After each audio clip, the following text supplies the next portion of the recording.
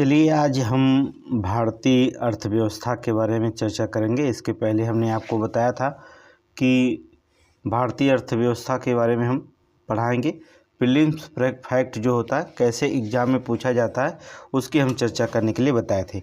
आज हम UP PCS और यूपीएससी, ठीक है, यूपीएससी और पीसीएस दोनों के लिए जो होता है प्रीलिम्स का माइंड मैप के द्वारा पढ़ाया जाएगा आज, कि माइंड मैप में कैसे आप दिमाग में बनाएंगे और कैसे आप कॉपी में बनाएं जिससे आप तुरंत जो होता है इसका आंसर अपने दिमाग में छाप सकें।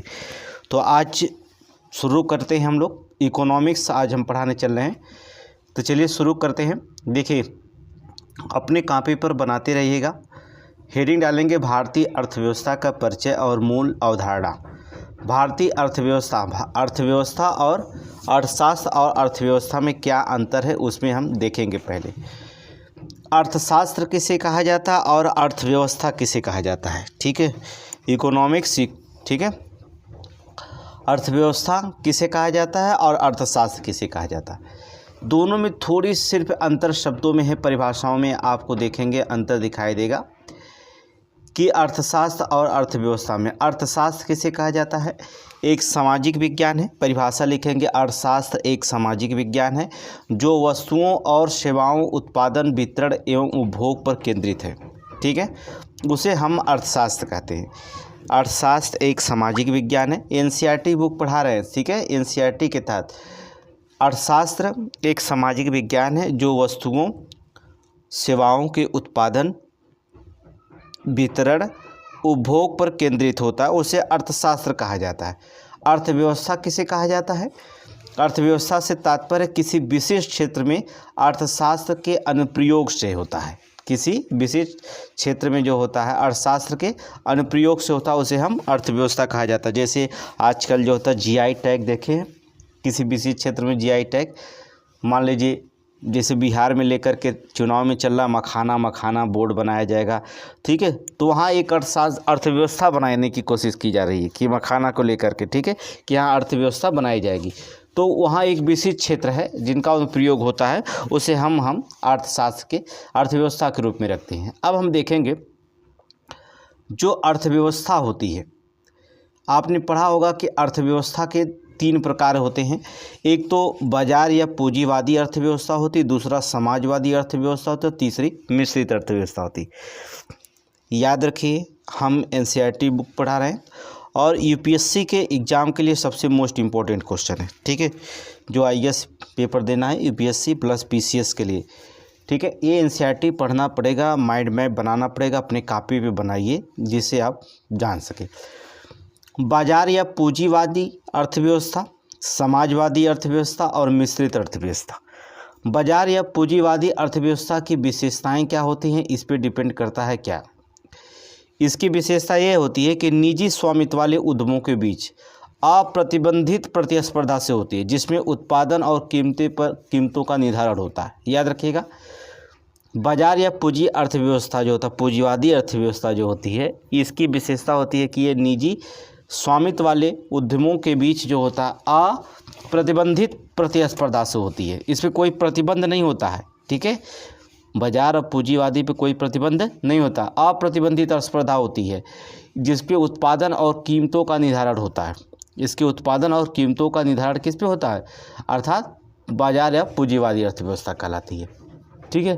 तो यहाँ पर जो होता है मार्केट में आप जाएंगे या बाज़ार में जाएंगे तो अगर किसी वस्तु का मूल्य कोई वस्तु है, अगर वस्तु जो होता है कम है तो उसका मूल्य जो होता है बढ़ जाता है, क्योंकि मार्केट में जैसे मैं एक मार्कर से पढ़ा रहा हूँ, इस मार्कर का दाम जो होता है 20 रुपया मार्केट में है और ये मार्कर 20 रुपया में जो मिल रहा है आपका मार्कर, अब ये मार्कर मार्केट में है ही नहीं है। अब 2 ही दुकानदार के पास मार्कर की कमी हो गई, पढ़ाने वालों की संख्या ज़्यादा हो गई, तो ये मार्कर का दाम मूल्य बढ़ करके जो होता है अब 20 से क्या हो जाएगा, 40 रुपया हो जाएगा। क्योंकि वस्तु का मूल्य तभी बढ़ता है जब वह बाज़ार में उसका उत्पादन कम होने लगता है, मांग से ज़्यादा उत्पादन कम हो, ठीक है, तब वहाँ पर जो होता है अर्थव्यवस्था वहाँ पर निर्धारित की जाती है।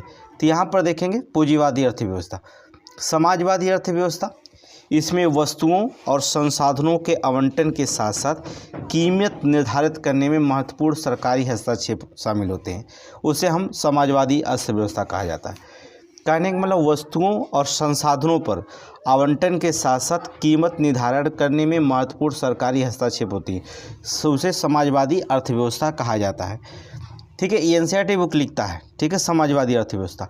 अब हम बताते हैं, जैसे आप क्या करेंगे, आप कोई भी वस्तु, जैसे मार्केट में गेहूँ इस समय मान लीजिए धान है, गेहूँ नहीं धान का मूल्य है। अब मार्केट में धान जो होता है, सरकार जो होता कहती है हम 24 रुपया कुंटल जो होता खरीद लेंगे।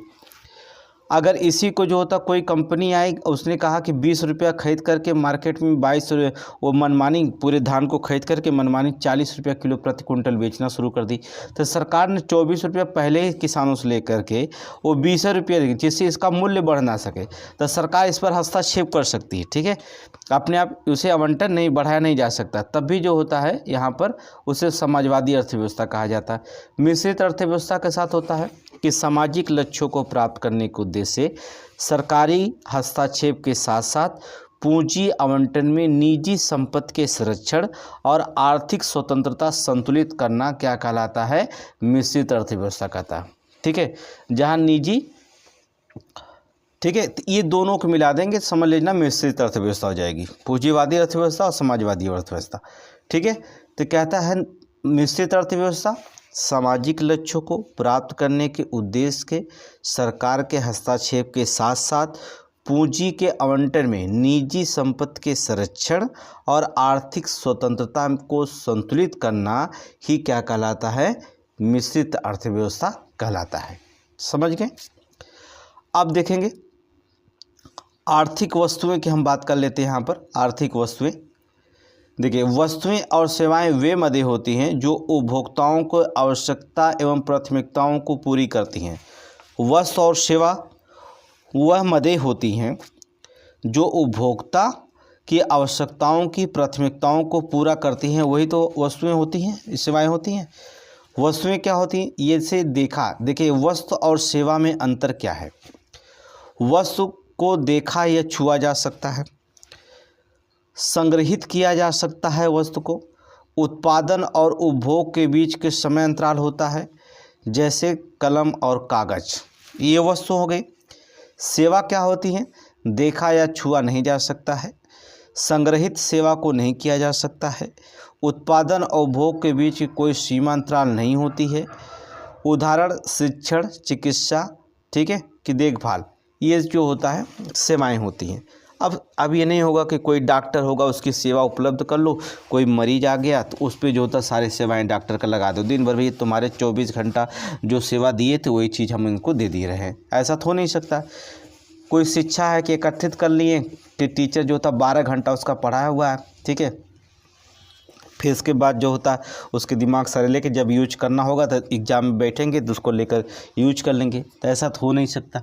तो यहाँ पर जो होता है सेवाएँ देखा छुआ नहीं जा सकता है, संग्रहित इसे नहीं किया जा सकता है, उत्पादन और उपभोग में कोई समय अंतराल इसमें नहीं होता है, ठीक है। जबकि वस्तु वो होती है जिसे देखा या छुआ जा सकता है, संग्रहित किया जा सकता है, उत्पादन और उपभोग के बीच समय अंतराल होता है, जैसे कलम और कागज़ के। तो वस्तु और सेवाएं आप समझ गए। आर्थिक वस्तुओं में क्या कहलाता है, वस्तु क्या होती है और सेवाएं क्या होती, इतने आप समझ गए। अब देखेंगे हम अर्थशास्त्र में क्या होता है, वस्तु और सेवाओं के प्रकार में देखेंगे। एक देखेंगे प्रतिस्पर्धी वस्तुएं, एक अपवर्जित होती हैं, एक गैर अपवर्जित होती हैं। इसमें देखेंगे प्रतिस्पर्धी वस्तुएं में जैसे निजी वस्तुएं, जैसे टीवी, अन्य सभी जो उपभोक्ता वस्तुएं होती हैं, ठीक है, वो अपवर्जित वस्तुएं होती हैं, ठीक है। गैर अपवर्जित में क्या होती है, समान वस्तुएं जैसे स्वच्छ जल, कोयला, ये क्या होती है, गैर अपवर्जित वस्तुएं होती हैं।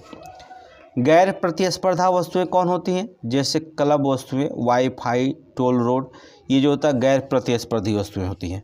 इसमें प्रतिस्पर्धा हो सकती है, नहीं हो सकती। इसमें प्रतिस्पर्धा हो सकती है, ठीक है, लेकिन इसमें जो सबको टोल लगता है वो सबको देना पड़ेगा, जो इस पर पहले से निर्धारित की जाती हो। सार्वजनिक वस्तुएं जैसे राष्ट्रीय सुरक्षा, ये गैर अपवर्जित वस्तुएं होती हैं, ठीक है। तो यहाँ पर देखेंगे प्रतिस्पर्धी वस्तुएं और गैर प्रतिस्पर्धी वस्तुएं, दोनों में अंतर समझना जरूरी होता है एग्जाम में। अपवर्जित वस्तुएं क्या होती हैं, गैर अपवर्जित वस्तुएं क्या होती हैं, इन दोनों को भी जो होता है समझना बहुत ज़रूरी होता है। तब आप यूपीएससी के एग्ज़ाम में बैठ सकते हैं, यूपीएससी और पीसीएस एग्ज़ाम के लिए। ठीक है, अब इसमें क्या है देखेंगे, आपको एनसीईआरटी पढ़े होंगे तो 2 किताबें पढ़े होती हैं, एक व्यष्टि अर्थशास्त्र होता है, एक समष्टि अर्थशास्त्र होता है। व्यष्टि और समष्टि में अंतर क्या होता है ये पढ़ना बहुत ज़रूरी होता है। ये 2 कक्षा 11 का एक किताब है, एक 12 का किताब है। एक व्यष्टि पढ़ाया जाता है, एक समष्टि पढ़ाया जाता है अर्थशास्त्र। दोनों को पढ़ना जरूरी होता है। दोनों में थोड़ी सी अंतर क्या होता है, क्योंकि यूपीएससी का मेन सिलेबस यहाँ से भी होता है, प्रीलिम्स का फैक्ट पूछा जाता है यहाँ से। व्यष्टि अर्थशास्त्र क्या होता है ये जानना जरूरी होता है। इसके जो होता है इसमें व्यक्तिगत आर्थिक संस्थाओं और विशिष्ट बाजारों का पहली बात ज्ञान किया जाता है। व्यष्टि अर्थशास्त्र में व्यक्तिगत आर्थिक संस्थाओं या विशिष्ट बाजारों के आचरण का विश्लेषण किया जाता है, विशिष्ट बाजारों के आचरण का विश्लेषण किया जाता है। दूसरी चीज़, इसमें उपभोक्ताओं का व्यवहार, व्यक्तिगत श्रम बाजार, फर्म सिद्धांत जैसे विषयों का अन्वेषण किया जाता है। इसमें माना जाता है कि समष्टि चर जो होता है स्थिर होते हैं। प्राथमिक जो होता है साधन किसी विशिष्ट वस्तु की आपूर्ति और मांग पर डिपेंड किया जाता है। इसे हम मूल सिद्धांत के रूप में भी कहा जा सकता है, इसे मूल सिद्धांत के रूप में भी जाना जाता है। ठीक है, इसे व्यष्टि अर्थशास्त्र कहा जाता है। आप समझ गए होंगे। व्यष्टि अर्थशास्त्र देख लीजिए किसे कहा जाता है। इसमें व्यक्तिगत आर्थिक संस्थाओं या विशिष्ट बाजारों के आचरण का विश्लेषण किया जाता है। ठीक है, इसमें उपभोक्ता के व्यवहार, व्यक्तिगत श्रम बाजार, फर्म सिद्धांत जैसे विषयों पर अन्वेषण किया जाता है। इसमें यह माना जाता है कि समष्टि चर स्थिर रहते हैं। प्राकृतिक जो होता है प्राथमिक साधन किसी विशिष्ट वस्तु और मांग होती है इसमें। ठीक है, इसे मूल सिद्धांत के रूप में भी जाना जाता है। ठीक है, व्यष्टि अर्थशास्त्र को। समष्टि अर्थशास्त्र किसे कहा जाता है, इसमें जो होता है संपूर्ण अर्थव्यवस्था का विश्लेषण किया जाता है। जो समष्टि अर्थशास्त्र होता है उसमें क्या होता है संपूर्ण अर्थव्यवस्था का जो होता है विश्लेषण किया जाता है। ये भी इम्पोर्टेंट क्वेश्चन है। ठीक है, ये भी जो होता है देखेंगे इम्पोर्टेंट क्वेश्चन हो जाता है। संपूर्ण अर्थव्यवस्था का विषय समष्टि अर्थशास्त्र में इसमें पूरे जितना भी अर्थव्यवस्था होती है सबका अध्ययन किया जाता है। दूसरे, इसमें समय, मांग, राष्ट्रीय उत्पादन, मुद्रास्फीति जैसे समयों को चरों का अध्ययन किया जाता है। ठीक है, किसका समग्र मांग क्या है, राष्ट्रीय उत्पादन क्या है, मुद्रास्फीति क्या है, जैसे समग्र चरों का अध्ययन किया जाता है। यह माना जाता है कि व्यष्टि चर स्थिर रहते हैं। ठीक है, प्राथमिक साधन समय और मांग पर डिपेंड करता है, आपूर्ति पर। ठीक है, आय और रोजगार सिद्धांत भी के नाम से जाना जाता है। इसे क्या कहा जाता है, आय और रोजगार सिद्धांत के रूप में जाना जाता है। तो व्यष्टि और समष्टि अर्थशास्त्र में देखिए बहुत अंतर हो गया। ठीक है, अब ये आपको यूपीएससी जब पढ़ेंगे, यूपीएससी का प्रीलिम्स देंगे तो थोड़ा से जो होता है भाषाएं तो कठिन होती हैं, लेकिन जो होता है ये एनसीईआरटी भाषा है, अगर इसको समझ गए तो बहुत अच्छे नंबर आपको मिलेंगे। बस इतना ही जानिएगा। तो आप समझ गए होंगे व्यष्टि अर्थशास्त्र और समष्टि अर्थशास्त्र में क्या डिफरेंस होता है। ठीक है, अब दोनों में देखते हैं कैसे कंप्रोमाइज़ करते हैं हम लोग। व्यष्टि समाजशास्त्र व्यक्तिगत आर्थिक संस्थाओं, विशिष्ट बाजारों का आचरण का विश्लेषण करता है। इसमें जो होता है संपूर्ण अर्थव्यवस्था का विश्लेषण किया जाता है। इसमें उपभोक्ता के व्यवहार, व्यक्तिगत श्रम बाजार, फर्म सिद्धांत जैसे विषयों का अन्वेषण किया जाता है। जबकि इसमें मांग, समग्र मांग, राष्ट्रीय उत्पादन, मुद्रास्फीति, समग्र चरों का अध्ययन किया जाता है। ठीक है, इसको जो होता है समष्टि चर स्थिर कहा जाता है। ये माना जाता है कि ये व्यष्टि चर स्थिर रहते हैं इसमें। ठीक है, प्राथमिक साधन किसी विशिष्ट वस्तु की आपूर्ति और मांग पर डिपेंड होती है। इसमें जो होता है प्राथमिक साधन समग्र मांग और आपूर्ति पर डिपेंड होती है। इसे हम मूल सिद्धांत के रूप में जानते हैं और इसे हम आय रोजगार सिद्धांत के रूप में जाना जाता है। तो ये दोनों में अंतर होता है व्यष्टि और समष्टि अर्थशास्त्र में। तो ये दोनों चैप्टर जो होता है एनसीईआरटी बुक से जो होता है निकाला जाएगा, अच्छे से पढ़ेंगे तो दोनों समझ जाएंगे। तो यहाँ पर जो होता है यूपीएससी बार बार यहाँ से दोनों को क्वेश्चन पूछता है, दोनों को पढ़ना बहुत ज़रूरी होता है आईएएस के एग्ज़ाम देने के लिए। आगे देखेंगे क्या कहलाता है। अर्थव्यवस्था के क्षेत्र क्या होते हैं देखेंगे। अर्थव्यवस्था के क्षेत्र की बात करेंगे, 5 तरह के क्षेत्र पूछा जाता है अर्थव्यवस्था के। प्राथमिक, द्वितीयक और तृतीयक तो आप पढ़े होंगे, ठीक है। चतुर्थक और पंचम क्षेत्र भी जो होता अब पूछा जाने लगा ज़्यादा। अब वनडे एग्जाम में भी आ गया चतुर्थक पंचम, पीसीएस में भी पूछने जाने लगा है चतुर्थक क्षेत्र और पंचम क्षेत्र, इसलिए जो होता है ये भी मोस्ट इम्पॉर्टेंट हो चुका है। तो अर्थव्यवस्था के 5 क्षेत्र होते हैं। पहला प्राथमिक क्षेत्र। प्राथमिक क्षेत्र किसे कहा जाता है आपको पता है, जो प्राकृतिक से सीधे हम उत्पादन करते हैं वहाँ से लेते हैं उसे हम प्राथमिक क्षेत्र कहते हैं। कहने का मतलब होता है प्राथमिक क्षेत्र कच्चे माल और प्राकृतिक संसाधनों का निष्कर्षण करता है, ये प्राथमिक क्षेत्र कहलाता है। जैसे कृषि, मत्स्य पालन, वानिकी, पशुपालन, कुक्कुट पालन, ठीक है, खनन, ये जो होते हैं प्राथमिक क्षेत्र के अंतर्गत आते हैं। द्वितीय क्षेत्र का इनका निर्माण जब हम मैन्युफैक्चरिंग जो होता है इनका निर्माण जो होता है, जैसे अब हम क्या करेंगे, गेहूँ बोएं, गेहूँ से जो होता है हमने क्या बना दिया, ब्रेड बना दिया, ये द्वितीय क्षेत्र हो गया। इसका मैन्युफैक्चरिंग हो गया तो द्वितीय क्षेत्र हो गया। और मार्केट में इसे विक्रय कर दिए तो ये सेवा हो गया, तृतीय क्षेत्र होगा। क्रय विक्रय करना तृतीय क्षेत्र हो गया। तो यहाँ पर जो होता प्राथमिक, द्वितीय, तृतीय बहुत आसान है। पहले देखेंगे द्वितीय क्षेत्र, इसमें निर्माण और विनिर्माण गतिविधियाँ जैसे बिजली, गैस, ठीक है, जल आपूर्ति, अन्य उपयोगी वस्तुएं शामिल की जाती हैं, द्वितीय क्षेत्र के अंतर्गत आती है। तृतीय क्षेत्र, जब आप सिविल का परीक्षा दे रहे हैं तो आप प्राथमिक, द्वितीय तो बचपन से ही पढ़े हैं, ठीक है। इसमें इससे जो होता है इसमें सेवा क्षेत्र के नाम से भी जाना जाता है। इसमें आईटी सेवाएं, परिवहन, पर्यटन, भंडार, संचार, ठीक है, बैंकिंग आदि चीज़ें जो होते हैं इसमें क्या की जाती हैं, शामिल की जाती है तृतीय क्षेत्र में। चतुर्थक क्षेत्र में क्या होता है, इसमें बौद्धिक तथा ज्ञान आधारित गतिविधियां होती हैं, जैसे परामर्श, अनुसंधान एवं विकास शामिल की जाती हैं। तो क्या होती हैं, बौद्धिक और ज्ञान आधारित गतिविधियां इसमें शामिल की जाती है, वो चतुर्थक क्षेत्र होती हैं। बस इतना याद रखेंगे, बौद्धिक और ज्ञान आधारित गतिविधियां जिसमें शामिल होती हैं वो चतुर्थक क्षेत्र के अंतर्गत आता है, ठीक है। जैसे परामर्श देना, अनुसंधान और विकास करना। पंचम क्षेत्र, इसमें केंद्र सरकार, इसमें जो होता है सरकार, उद्योग आदि से उच्च स्तरीय निर्णय प्रक्रिया शामिल की जाती है, उसे हम पंचम क्षेत्र कहते हैं, ठीक है। निर्णय प्रक्रिया जो होती है इसमें जब शामिल की जाती है तब यह क्या कहलाता है, पंचम क्षेत्र कहलाता है। ये समझ गए, प्राथमिक, द्वितीय, तृतीय, चतुर्थक, पंचम क्षेत्र आप इसे समझ गए हैं, ठीक है।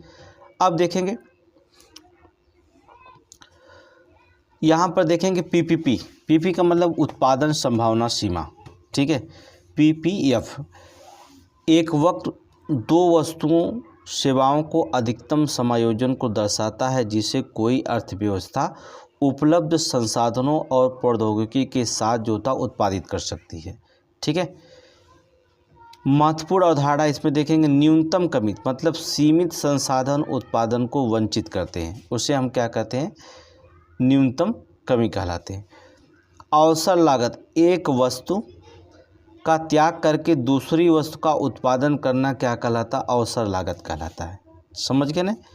दक्षता, वक्र के स्थिति बिंदु बराबर संसाधनों का कुशल उपयोग दक्षता कहलाता है, या वक्र के अंदर स्थित बिंदु और अल्प उपयोगिता का संसाधन तब जाके दक्षता कहलाएगा। दक्षता दो चीज़ पर निर्भर होती है, या तो वक्र का स्थिति बिंदु और संसाधन का कुशल उपयोग किया जाए तब दक्ष हो जाएंगे, या वक्र के अंदर स्थित बिंदु और अल्प उपयोगिता का साधन हो तब दक्षता कहलाता है। आर्थिक विकास कब होगा, उन्नत संसाधनों प्रौद्योगिकी के कारण, ठीक है, उत्पादन संभावना सीमा को बाहर की ओर स्थानांतरित किया जाता है तो क्या किया जाता है, उसे आर्थिक विकास किया जाता है, ठीक है। बाहर की ओर क्या किया जाए, स्थानांतरित किया जाए तब उसे क्या कहा जाता है, उसे कहा जाता है आर्थिक विकास। ट्रेड ऑफ किसे कहा जाता है, वस्तुओं के बीच संसाधनों के आवंटन पर निर्णय लेना है क्या कहलाता है, ट्रेड ऑफ कहलाता है। देख लीजिए, वस्तुओं के बीच संसाधनों के आवंटन पर निर्णय लेना क्या कहलाता है? ट्रेड ऑफ कहलाता है। अब आप समझ गए होंगे कि ये चीज़ें जो होती हैं यूपीएससी के सबसे मेन सिलेबस होती, समझ लीजिए। अब ये एनसीईआरटी आप पढ़ेंगे इसी तरह, तभी आप जो होता क्वेश्चन को लगा पाएंगे। एनसीईआरटी नहीं पढ़ेंगे तो मामला दिक्कत हो जाएगा। अब देखेंगे क्या है, दो चीज़ों पर निर्भर होता है पीपीपी के प्रकार। एक देखिए पीपी के प्रकार जो होते हैं, एक तो आप रख सकते हैं अवतल।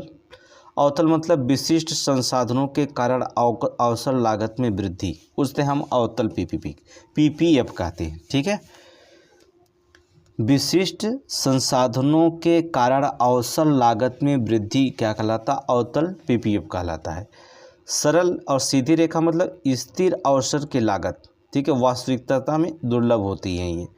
ठीक है, ये इसको कहलाएंगे। दूसरा जो होता है पीपीएफ में परिवर्तन का कारण दो तरह का होता है। बाह्य परिवर्तन जिसमें तकनीकी प्रगति और संसाधनों का अन्वेषण होता है, तो उसे हम बाह्य परिवर्तन कहते हैं। आंतरिक परिवर्तन संसाधनों का ह्रास होता है, प्राकृतिक आपदाएं होती हैं, तो इसे हम क्या कहते हैं? आंतरिक परिवर्तन कहते हैं। तो पीपीएफ में परिवर्तन के दो कारण होते हैं, एक बाह्य परिवर्तन होता है, एक आंतरिक परिवर्तन होता है। आंतरिक परिवर्तनों में संसाधनों का अगर ह्रास हो जाए या प्राकृतिक आपदाएं आ जाए तो उसे आंतरिक परिवर्तन कहते हैं। बाह्य परिवर्तन इसमें तकनीकी प्रगति में संसाधनों का अन्वेषण हो तो उसे हम बाह्य परिवर्तन के श्रेणी में रखते हैं। अब देखेंगे हम उदासीनता का वक्र देखेंगे।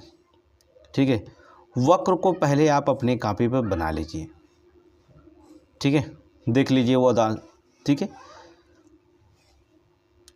बन गया। अब इसमें देखेंगे क्या है वो उदासीनता का वक्र। कहता कि दो वस्तुओं के विभिन्न संयोजन को वक्रीय निरूपण जो उपभोक्ता के समान स्तर के प्रतिकूल और पूर्ति उत्पादन करता है उसे उदासीनता का वक्र कहते हैं। इसकी प्रमुख विशेषताएं क्या होती है उदासीनता की? ठीक है, ये मैप में देखते रहिएगा, क्योंकि मैप में दिखाएंगे तो फिर इस पर हम दिखा नहीं पाएंगे टेबल को। मैप आप बना लीजिए, देखते रहिएगा। जो नीचे की ओर झुका हुआ है, नीचे की ओर झुका हुआ है, यह दर्शाता है कि समान उपयोगिता बनाए रखने के लिए यदि एक वस्तु की मात्रा बढ़ जाती है तो दूसरी वस्तु की मात्रा घटनी चाहिए। ठीक है, कहता है कि क्या, जो नीचे और झुका हुआ दिखाई दे रहा है, कह रहा यदि यह दर्शाता है कि समान उपयोगिता को बनाए रखने के लिए, समान उपयोगिता को क्या बनाए रखने के लिए यदि एक वस्तु की मात्रा बढ़ती है, अगर ये वस्तु की मात्रा क्या करती है, एक वस्तु की मात्रा बढ़ती है तो दूसरी वस्तु की मात्रा घटनी चाहिए। ठीक है, तब जा कर के समान उपयोगिता बनाए रखते हैं। दूसरी, मूल बिंदु से उत्तल की ओर यह प्रतिस्थापन घटती है और सीमांत दर नियम को दर्शाती है। मूल बिंदु से जो होता है, मूल बिंदु से जो होता उत्तल की ओर जो होता प्रस्थापन जो होता है घटती जाती है। ये देख रहे हैं, ये पहले यहाँ पर था मूल बिंदु, फिर धीरे धीरे क्या करे ये घटती गई, देख रहे हैं ना, यहाँ पर नीचे आ गई, घटती गई। ठीक है, घटती जाती है, जिसे सीमांत दर के नियम को दर्शाता है। ठीक है, अप्रतिच्छेदन, दो उदासीनता के वक्र एक दूसरे को प्रतिच्छेदित नहीं कर सकते हैं क्योंकि सुसंगत वरीयताओं के सिद्धांत का उल्लंघन होगा। ठीक है, याद रखिएगा, दो उदासीनता के वक्र एक दूसरे को प्रतिच्छेदित नहीं कर सकते हैं क्योंकि यह सुसंगत वरीयताओं के सिद्धांतों का क्या होगा, उल्लंघन होगा। इसे अप्रतिच्छेदन कहते हैं। उच्च वक्र क्या होता है? उच्च उपयोगिता मूल बिंदु से दूर स्थित वक्र या संतुष्टि के उच्चतर स्तर को क्या करता है, दर्शाता है। उच्चतम स्तर को क्या करता है, दर्शाता है, उसे उच्च वक्र कहते हैं। याद रखें, ये प्रमुख विशेषताएं होती हैं पीपीएफ की, इसको जो होता नोट करेंगे इसकी उदासीनता की। ठीक है, अनुप्रयोग के देखेंगे, इसमें दो लाइन लिखेंगे अनुप्रयोग में, उपभोक्ता का विकल्प और मांग विश्लेषण। उपभोक्ता का विकल्प मतलब होता है बजट रेखा के साथ संयुक्त होने पर उपभोक्ता की संतुलित व्याख्या करता है। बजट रेखा के साथ संयुक्त होने पर उपभोक्ता संतुलन की व्याख्या करता है। ठीक है, अगर बजट के साथ। मांग विश्लेषण का मतलब होता है उपभोक्ता प्राथमिकताओं और मांग के प्रतिरूप को समझने में क्या करता है, मदद करता है। याद रखिएगा, मांग विश्लेषण क्या होता है कि उपभोक्ता की जो प्राथमिकता होती है और मांग जो होती है, ये प्रतिरूप को समझने में क्या करता है, मदद करता है। दो चीज़ें होती हैं अनुप्रयोग में। अब यहाँ पर हम देखेंगे, देखिए यहाँ पर चित्र को ध्यान से देख लीजिए। आय की असमानता है, ठीक है, ये विकासशील अर्थव्यवस्था है और ये विकसित अर्थव्यवस्था है। यहाँ से देखेंगे विकासशील अर्थव्यवस्था, ये निर्णायक बिंदु है। यहाँ से धीरे धीरे धीरे धीरे धीरे धीरे धीरे देखिए बढ़ती हुई असमानता है। विकासशील अर्थव्यवस्था में असमानताएं क्या है, बढ़ती हैं। विकासशील अर्थव्यवस्था में असमानताएं होने के कारण ही तो विकासशील है, क्योंकि धीरे धीरे बढ़ रही है यहाँ पर एक बिंदु तक। जबकि घटती हुई असमानताएं अगर देती हो, वो कौन सा व्यवस्था, विकसित अर्थव्यवस्था कहलाएगी। सीधे सीधे आप जानते हैं भारत एक विकासशील अर्थव्यवस्था है। एग्जाम्पल के तौर पर रखिए, विकासशील अर्थव्यवस्था है भारत, क्योंकि यहाँ पर आय की असमानता क्या समान है, नहीं, आय की असमानता जो होती है समान नहीं है। जबकि विकसित अर्थव्यवस्था में जो असमानताएं बहुत घटती हैं, मतलब घटती हुई दिखाया गया है, इसका मतलब होता है वहाँ असमानता नाम मात्र की होती है। ठीक है, या तो अमीर है या तो कुछ लोग गरीब है। हमारे यहाँ अमीर गरीब मध्यम, ठीक है, सब लोग श्रेणी में आते हैं। तो ये कुजन वर्ड्स क्या कहता है, इसके मैप से आप समझ गए होंगे।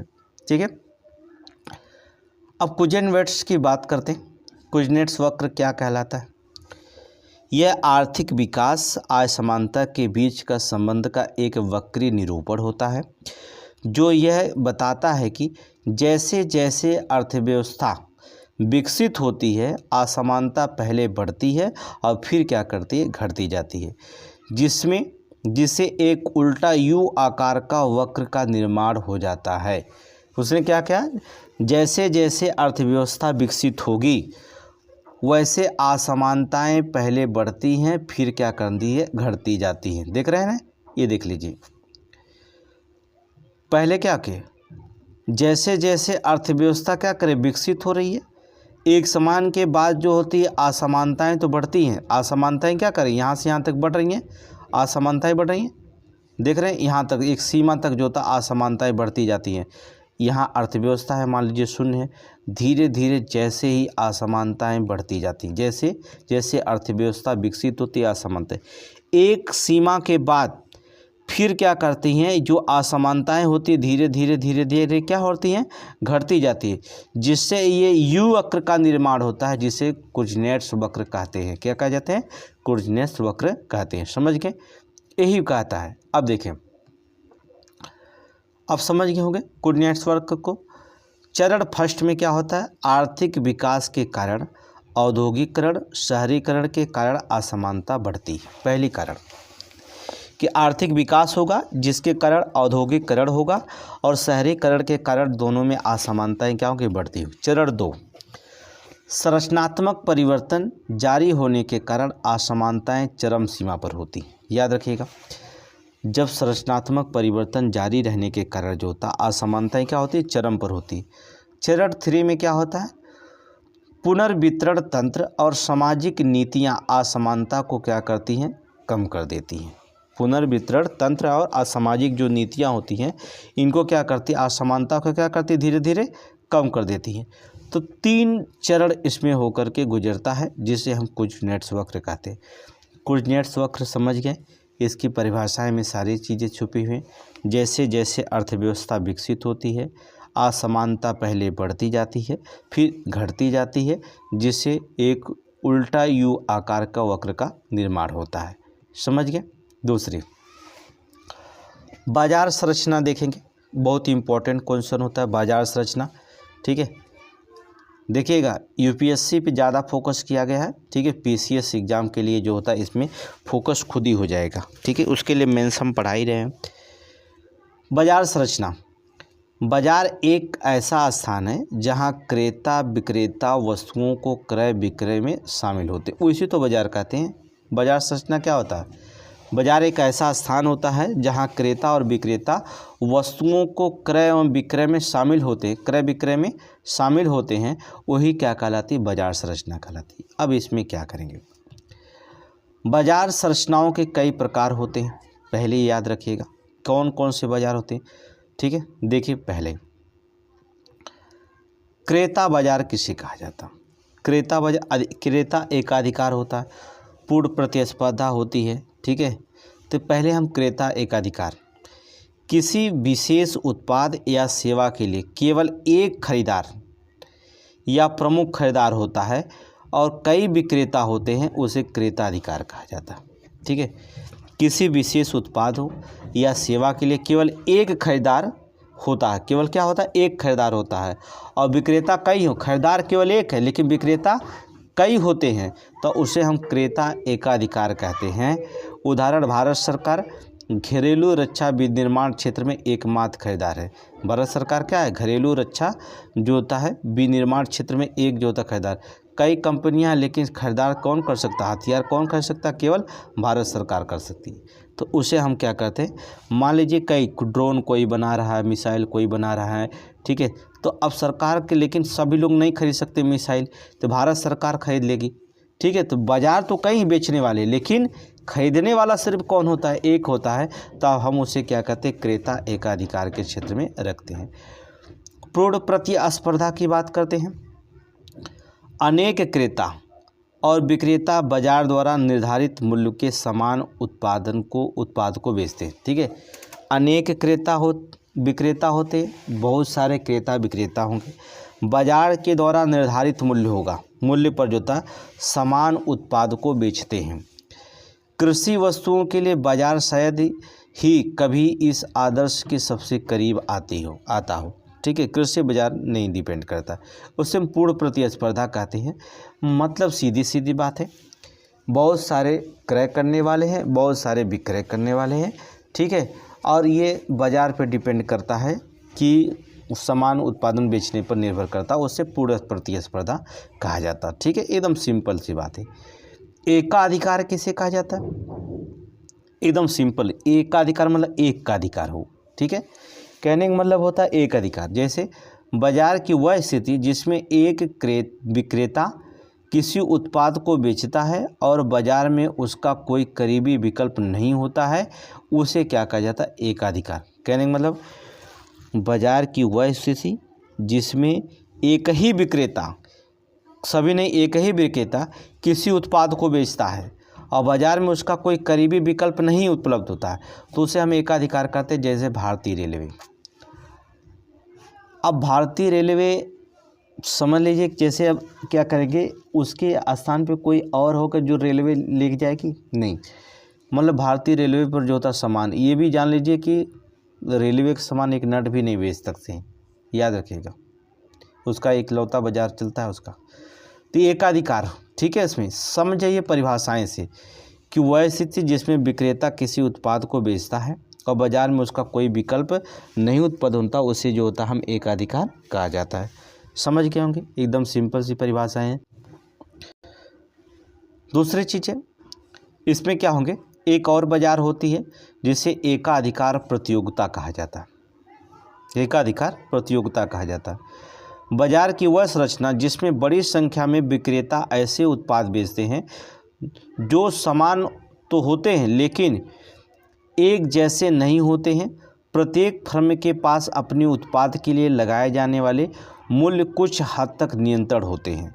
ठीक है, कहने का मतलब एकाधिकार प्रतियोगिता का मतलब होता है, कह रहा है कि बाजार की वह संरचना होती है जिसमें बड़ी संख्या में विक्रेता ऐसे उत्पाद बेचते हैं जो समान तो होते हैं लेकिन एक जैसे नहीं होते हैं और प्रत्येक फर्म के पास अपने उत्पाद के लिए लगाए जाने वाले मूल्य पर जो होता है कुछ हद तक जो होता नियंत्रण होता है।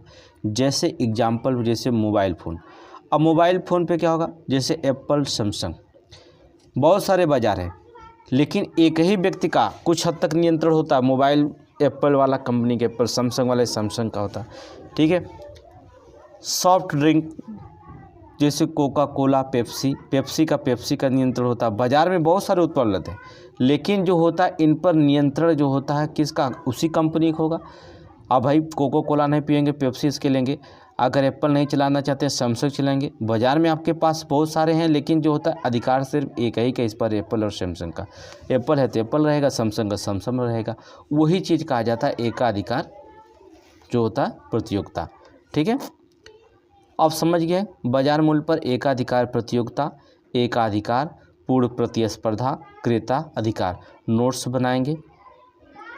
यूपीएससी का पेपर देना हो या पीसीएस का पेपर देना हो, एक नोट्स बनाइए। ठीक है, आप जो होता है बहुत जल्दी रिपीट कर लेंगे। आगे चलेंगे, देखेंगे। चलिए, एक बाजार और है, द्वैध अधिकार और अल्प अधिकार का बाजार। द्वैध अधिकार का बाजार क्या है? केवल दो महत्वपूर्ण प्रतिस्पर्धी या फर्म हैं जिनके पूरे उद्योग पर जो होता है एकाधिकार होता है। उदाहरण की तरफ जैसे विमान निर्माण जैसे एयरबस और बोइंग, देख रहे हैं। वह द्वैध अधिकार, मतलब द्वैध अधिकार का मतलब होता है कि केवल दो महत्वपूर्ण प्रतिस्पर्धा या फर्म हों और उससे पूरे उद्योग पर जो होता अधिकार बनाए रहें। जैसे बोइंग कंपनी, एयरबस कंपनी चल रही है। बोइंग और एयरबस, ये दो जो होता विमान निर्माण की कंपनियां होती हैं। ठीक है, दोनों पर जो होता है अपनी अपनी अधिकार हैं। ठीक है, इस पर जो होता पूरे उद्योग पर इनका अधिकार जाना जाता है। बोइंग पे बोइंग का होता है और एयरबस पे एयर पर, क्या तीसरा उस पर अधिकार करेगा? नहीं। अल्प अधिकार का मतलब कुछ लोगों के बीच प्रतिस्पर्धा, ऐसा बाजार जहां कुछ फर्म एक जैसे या अलग अलग उत्पाद बेच रही हों। जैसे सीमेंट, भारत में ऑटोमोबाइल बाजार, ये इसमें जो होता अल्पाधिकार कहलाता है। ठीक है, बहुत सारे सीमेंट कंपनियां खोल सकती हैं। कुछ लोग जो होते बीच प्रतिस्पर्धा होती है, ऐसा बाजार जो कुछ फर्म जैसे अलग अलग उत्पाद बेचते हैं। ठीक है, सीमेंट है, कोई बिरला बेच रहा है, कोई जेपी बेच रहा है, अलग अलग सीमेंट सारी कंपनियां होती हैं। तो ये अल्पाधिकार होती है। इसमें जो होता है थोड़ी कोई भी कंपनी कोई बेच सकता है। ठीक है, यहाँ पर समझ गए आप। एकाधिकार और क्रेताधिकार दोनों में डिफरेंस देंगे, देख रहे हैं ना। आगे चलें।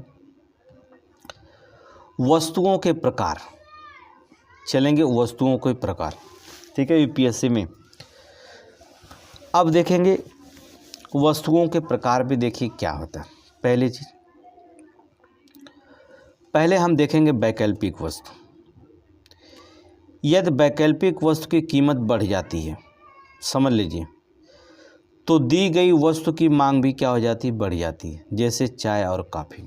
क्या होता है वैकल्पिक वस्तु का मतलब कोई वैकल्पिक वस्तु की कीमत बढ़ जाए। यदि कोई भी वैकल्पिक वस्तु हो, जैसे चाय कॉफ़ी कुछ भी हो, कोई भी आप ले लीजिए, एक विकल्प के रूप में आपको चुनना है। अगर वस्तु की कीमत बढ़ जाती है तो दी गई वस्तु की मांग भी क्या हो जाती है, बढ़ जाती है। अब पहले चाय पीते थे, काफ़ी पीने, अब सीधे सीधे कैफ़े में जाने लगे, वहाँ काफ़ी जो होता है डिमांड करने लगे, 50-50 रुपये काफ़ी पी रहे हैं। पहले 5 रुपये में चाय पीते थे। तो वही कहता है कि यदि वैकल्पिक वस्तु की कीमत बढ़ जाती है, कोई विकल्प है, तो दी गई वस्तु की मांग भी धीरे धीरे क्या हो जाती है, बढ़ जाती है। ठीक, दूसरी चीज़ पूरक वस्तुएं। यदि पूरक वस्तु की कीमत बढ़ जाती है तो दी गई वस्तु की मांग जो होती है क्या हो जाती है, कम हो जाती है। जैसे चाय और चीनी ले लीजिए। पूरक वस्तु की कीमत बढ़ जाती है तो वस्तु की मांग क्या हो जाती है, कम हो जाती है। मतलब एक जगह पर कोई दूसर की विकल्प आ जाए तो उसकी मांग धीरे से क्या हो जाएगी, कम हो जाएगी। दूसरी समान वस्तुएं क्या होती हैं।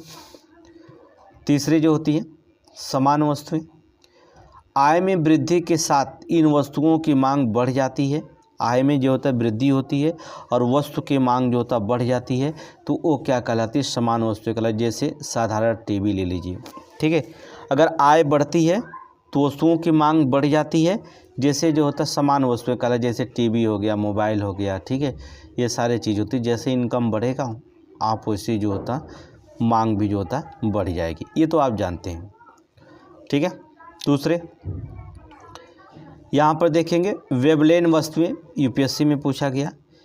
इन वस्तुओं की कीमत में वृद्धि लोगों को अधिक खरीदने के लिए प्रोत्साहित करती है, क्योंकि यह आम लोगों को लगता है कि महंगे उत्पाद अधिक बेहतर होते हैं। इसे वेबलेन वस्तुएं कहलाते हैं।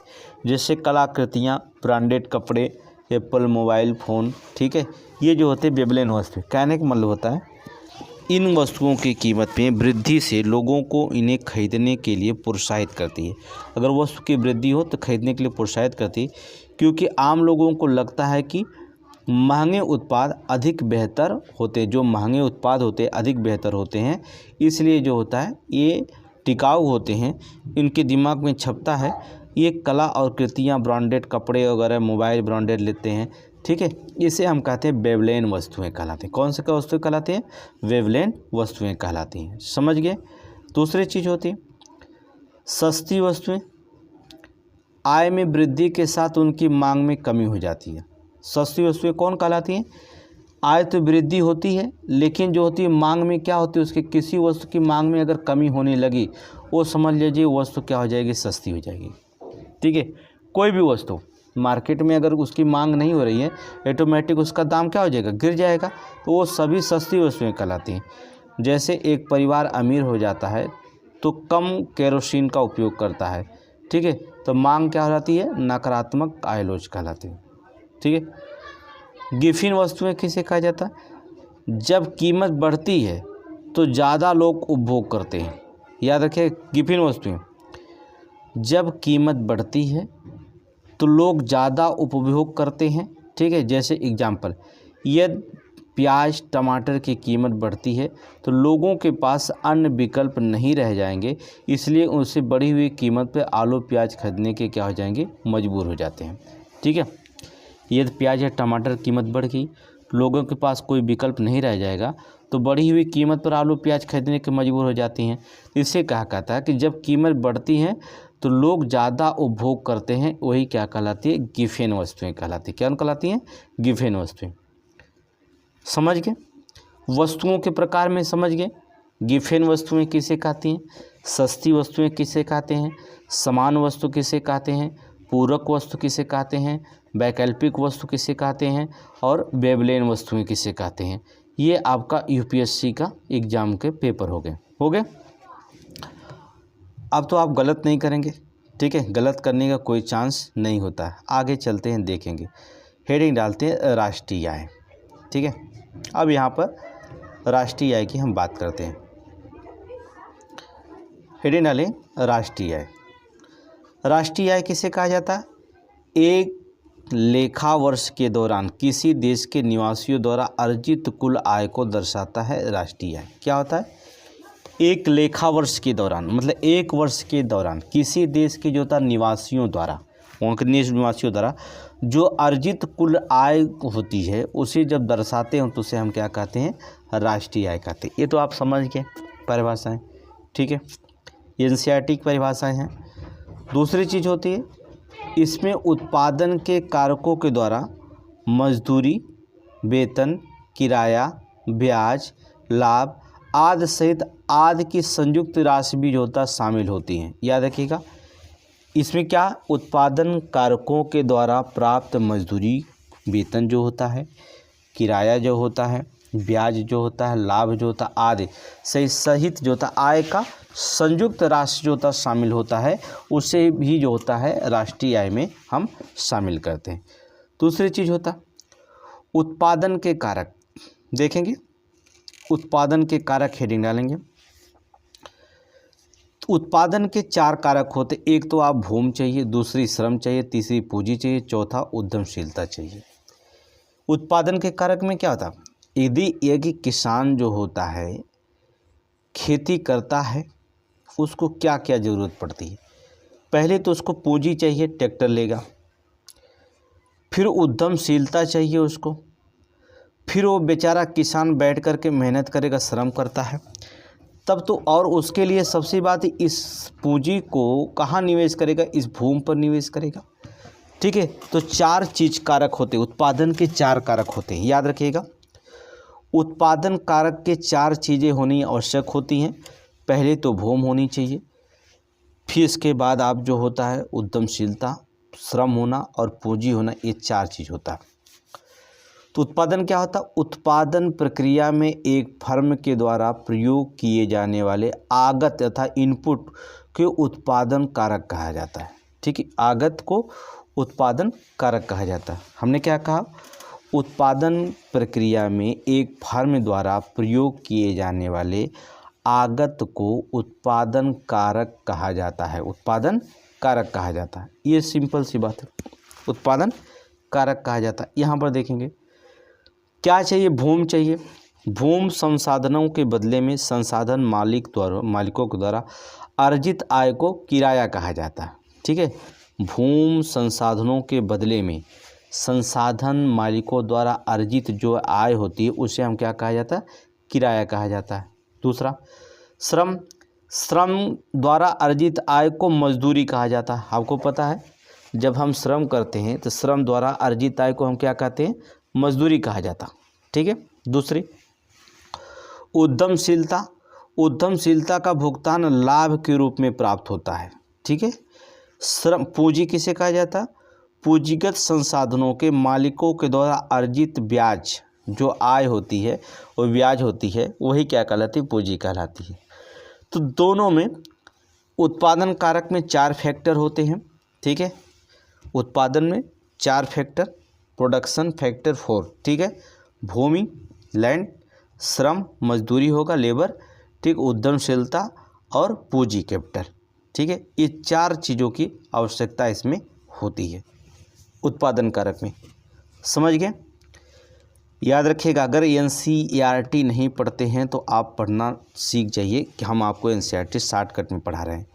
ठीक है, ये NCERT क्या है? ये शॉर्टकट में आप पढ़ लीजिएगा NCERT को।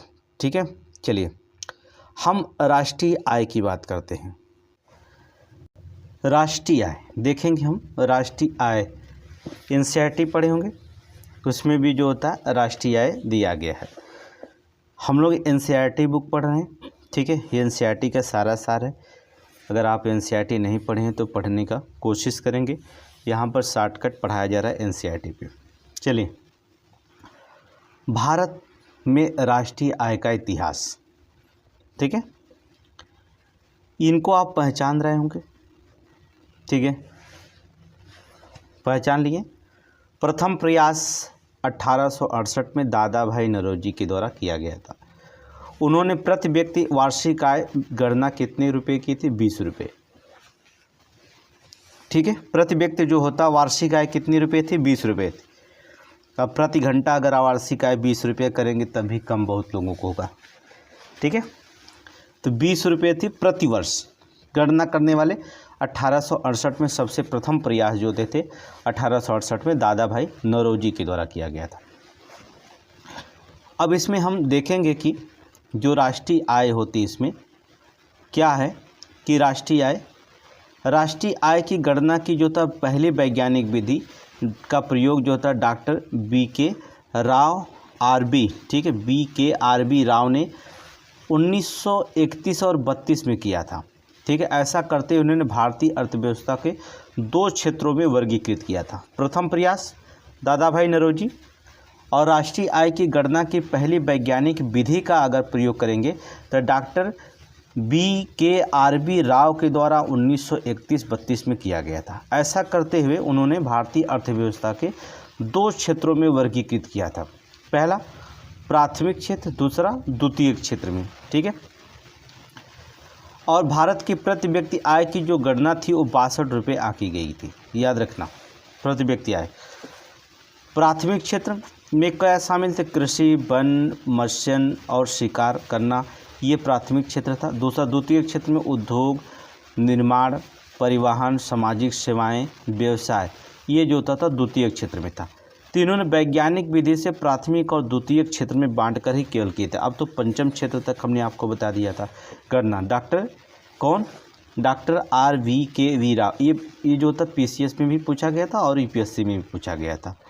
अगर हम प्राथमिक क्षेत्र की बात करें तो प्राथमिक क्षेत्र की देखेंगे हम लोग। देखिए,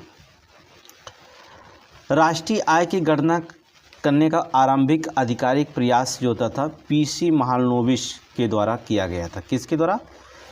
राष्ट्रीय आय की गणना करने की जो प्रारंभिक आधिकारिक प्रयास था किसके द्वारा किया गया था? पीसी महालनोबिस के द्वारा किया गया था, जो भारत सरकार द्वारा नियुक्त एक राष्ट्रीय आय समिति के प्रमुख थे। ये समिति के सदस्य में डॉक्टर DR गाडगिल और BKRV राव भी शामिल इसमें थे। डॉक्टर BKRV राव भी जो होता है इसमें शामिल थे। पहला प्रयास की याद रखिएगा। 1951 में समिति में पहली रिपोर्ट का उल्लेख किया गया और 1948 और 49 में भारत की राष्ट्रीय आय जो थी 8,710 करोड़ थी, जिसमें प्रति व्यक्ति आय जो थी 225 रुपये थी। हो गया। आगे देखेंगे हम लोग इसमें क्या 225 रुपये प्रति व्यक्ति आय की गई थी। ठीक है।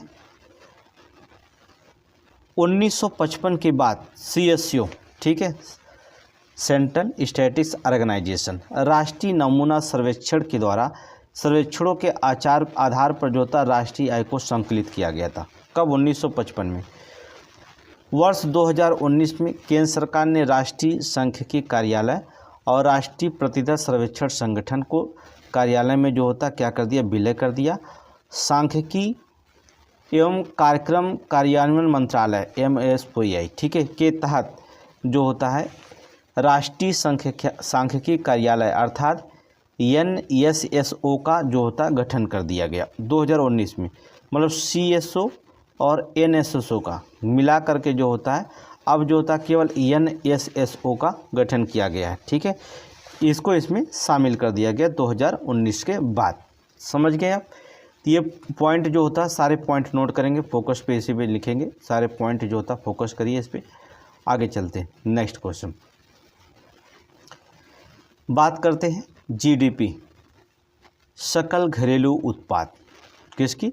सकल घरेलू उत्पाद की।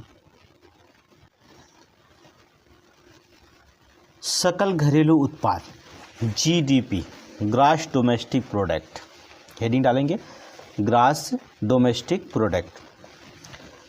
अमेरिकी अर्थशास्त्र साइमन कुजनेट्स के द्वारा 1934 में प्रस्तुत किया गया था GDP। पहले याद रखिएगा किसके द्वारा? सकल घरेलू उत्पाद अर्थात ग्रॉस डोमेस्टिक प्रोडक्ट किसके द्वारा? अर्थात अमेरिकी अर्थशास्त्री थे साइमन कुजनेट्स के द्वारा 1934 में प्रस्तुत किया गया था। ठीक है। किसी निर्दिष्ट समयावधि आमतौर पर एक वित्तीय वर्ष के दौरान किसी राष्ट्र के घरेलू क्षेत्र में निर्मित वस्तुओं और सेवाओं का कुल और अंतिम मूल्य GDP कहलाता है। किसी निर्दिष्ट समयावधि में, मतलब निर्दिष्ट मतलब एक वर्ष मान लीजिए, आमतौर पर एक वित्तीय वर्ष में, आमतौर पर कहा जाता है एक साल में। ठीक है। बहुत किसी भी राष्ट्र का जो घरेलू क्षेत्र में निर्मित वस्तु और सेवाओं का जो होता है, वस्तु और सेवा जो भी हो, उसके कुल मूल्य को अगर जोड़ा जाए, अंतिम मूल्य को जोड़ा जाए, वही क्या कहलाती है? GDP कहलाती है, सकल घरेलू उत्पाद के अंतर्गत रखा जाता है। ठीक है, समझ गया? अब देखेंगे GDP के जो होते हैं 3 अलग अलग विधियां शामिल की गई। पहला उत्पादन और मूल्यवर्धित विधि कह सकते हैं, या व्यय विधि कर सकते हैं, या आय विधि कर सकते हैं। ठीक है। उत्पादन या मूल्यवर्धित विधि क्या होती है?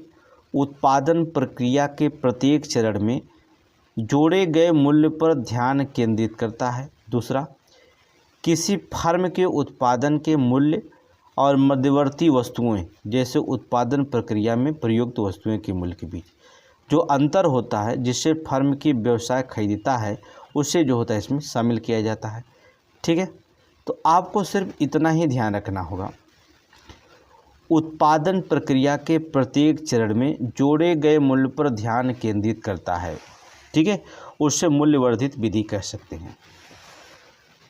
अब व्यय विधि जैसे आप क्या करेंगे, किसी फर्म के उत्पादन में के मूल्य और मध्यवर्ती वस्तुओं के बीच के मूल्य का जो अंतर होता है वह अन्य फर्म और व्यवसायों में खरीदता है।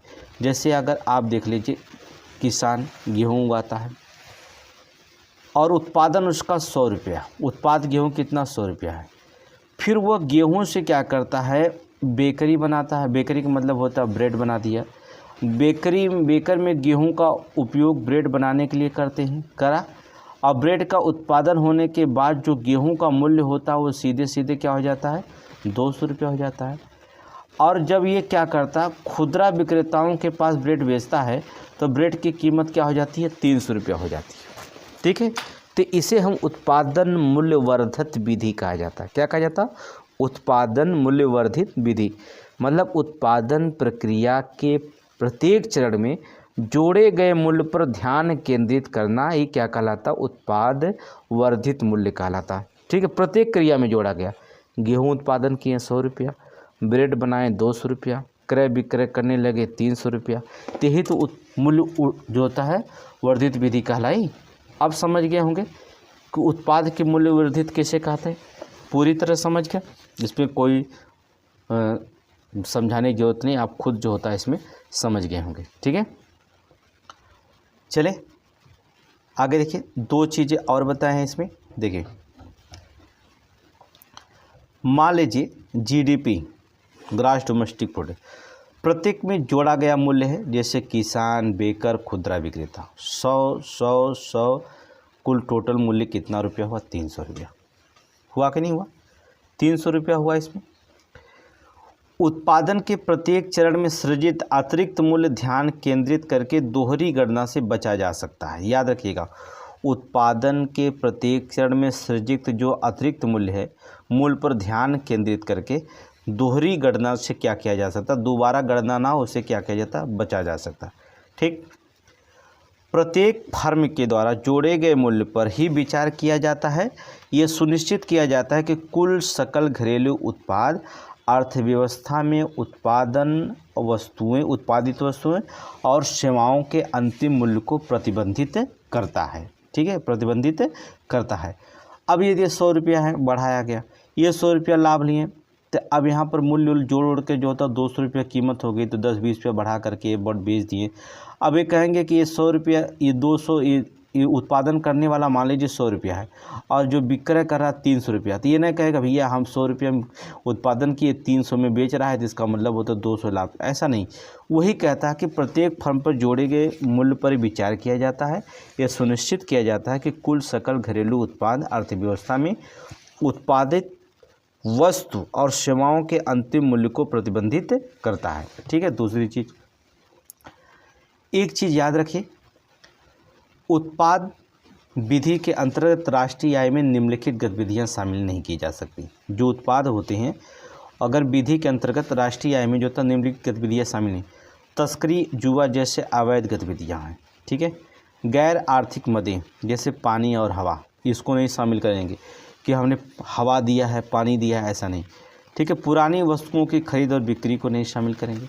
मध्यवर्ती वस्तुएं नहीं शामिल, हस्तांतरण, भुगतान जैसे उपहार, दान को नहीं शामिल किया जाता है। पूंजीगत लाभ नहीं शामिल किया जाता है। ठीक है, ये जो होता है उत्पाद विधि में राष्ट्रीय आय में नहीं शामिल किए जाते हैं। तो राष्ट्रीय आय में क्या क्या नहीं शामिल किया जाता है, तस्करी और जुआ जैसी गतिविधियाँ।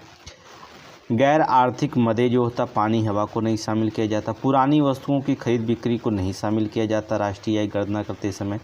मध्यवर्ती वस्तुओं को नहीं शामिल करते। हस्तांतरण, भुगतान जैसे उपहार दे दिए, दान दे दिए, हम 5 लाख का दान दे दिए तो इसको हम राष्ट्रीय आय में शामिल नहीं करेंगे। ठीक है, ठीक है, पूंजीगत लाभ जो होता है उसको हम शामिल नहीं करते, याद रखिएगा।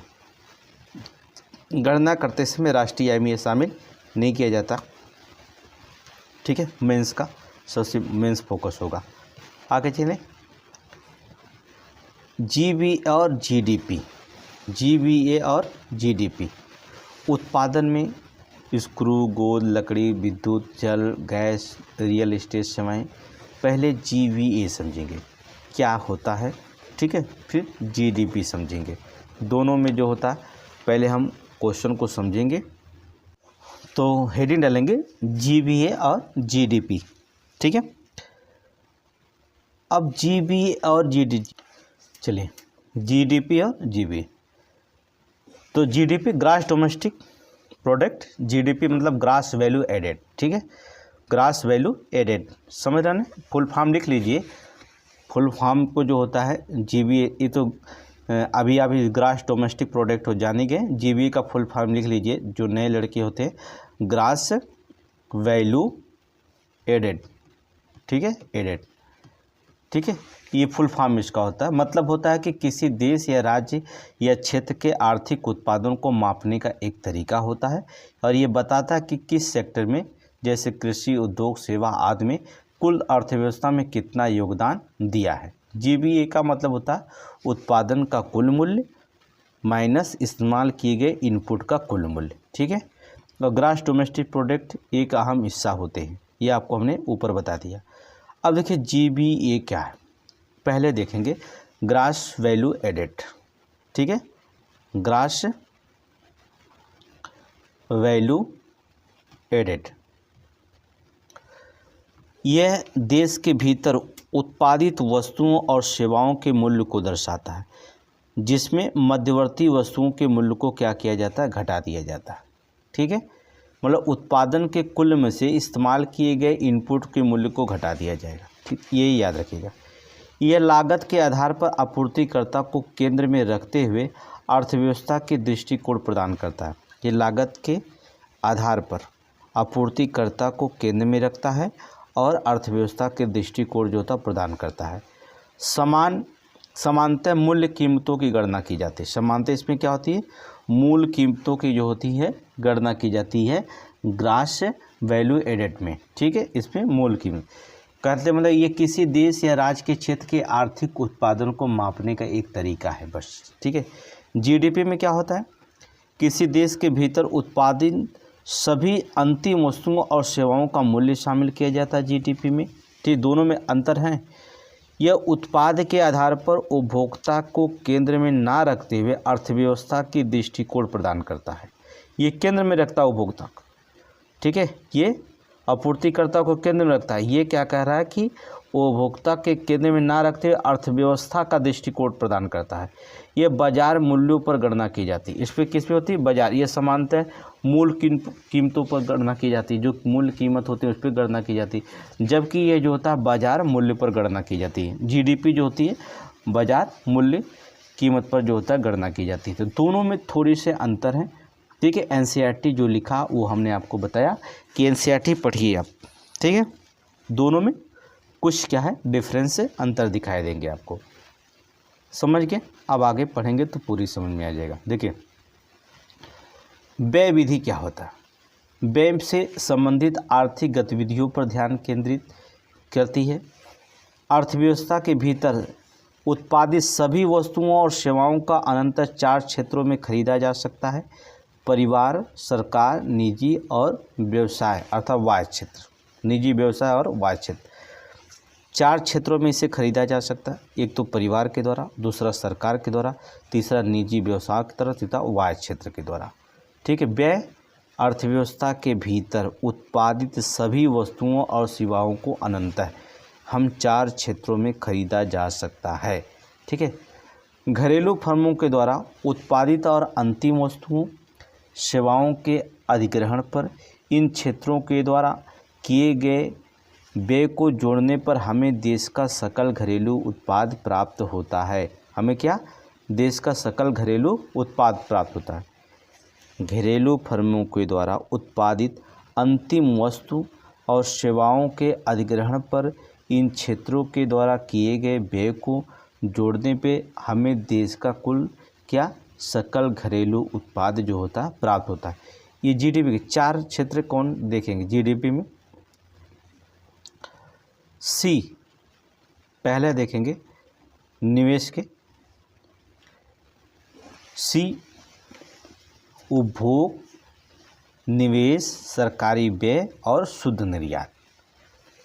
जीडीपी में क्या होता है पहले आप देख लीजिए। इसमें जीडीपी की तरह देखेंगे, इसमें खाद्य, वस्त्र, आवास, स्वास्थ्य सेवा, वस्तुओं और सेवाओं पर परिवार द्वारा किया गया खर्च व्यय शामिल किया जाता है। ये व्यक्तियों और परिवारों के द्वारा उपभोग की जाने वाली वस्तुओं और सेवाओं के जो होते हैं कुल मूल्य को दर्शाता है उपभोग। ठीक है, निवेश क्या होता है, इन्वेस्टमेंट, मशीनरी, उपकरण, संरचना, पूंजीगत वस्तुओं पर व्यवसायों द्वारा किया गया व्यय। इसमें व्यावसायिक इन्वेस्ट में परिवर्तन को क्या किया जाता है, भी शामिल किया जाता है। ठीक है, जीडीपी। दूसरा जी सरकारी गवर्नमेंट वे में देखेंगे आप, इसमें सरकार द्वारा वस्तुओं और सेवाओं पर किए जाने वाला व्यय शामिल किया जाता है। इसमें सार्वजनिक सेवाएं, बुनियादी ढांचा परियोजना, रक्षा, जनता की उद्देश्य से की जाने वाली सरकारी गतिविधियों को जो होता है इसमें शामिल किया जाता है। देख लीजिए जीडीपी में क्या क्या शामिल होते हैं, ठीक है। उपभोग, निवेश, सरकारी व्यय प्लस आयात निर्यात में जो होता है, जो शुद्ध निर्यात होता है उसको हम शामिल करते हैं। किसी देश के निर्यात को हम यक्स से, एक्सपोर्ट और इंपोर्ट से प्रदर्शित आयात को यम के बीच में अंतर करते हैं दोनों को, ठीक है। शुद्ध निर्यात के लिए दोनों के अंतर को हम रखते हैं। यदि कोई देश आयात में अधिक निर्यात करता है, आयात से जो होता अधिक निर्यात करता है, तो उसके पास व्यापार अधिशेष होता है जो सकल घरेलू उत्पाद में सकारात्मक योगदान देता है, और इसके विपरीत भी होता है। मान लीजिए आपने निर्यात ज़्यादा कर दिया और आयात जो होता कम, मतलब कोई वस्तु कोई सामान ज़्यादा बेचे और वस्तु सामान दूसरे देश से कम खरीदा, तो बेचे ज़्यादा तो आपका लाभ ज़्यादा हुआ होगा, तो ये सकारात्मक होता है। राष्ट्रीय जीडीपी में क्या होगा, सकारात्मक होगा, ठीक है। जबकि आप जो होता है निर्यात कम कर रहे हैं और आयात ज़्यादा करेंगे तो ये नकारात्मक भी प्रभाव हो सकता है जीडीपी में। तो जीडीपी घट भी सकती है और बढ़ भी सकती है। तो अभी भी जीडीपी का एक पार्ट रहेगा। इसके बाद जो होता कल की जो होता इवनिंग तक जो होता उसको हम समाप्त करेंगे। ये यूपीएससी के लिए प्रीलिम्स फैक्ट जो होता शुरू हो गया है, इसे पढ़ने की कोशिश करिए। अभी जो होता मेंस आपके पास पहुंच जाएगा, ठीक है। थैंक यू, धन्यवाद।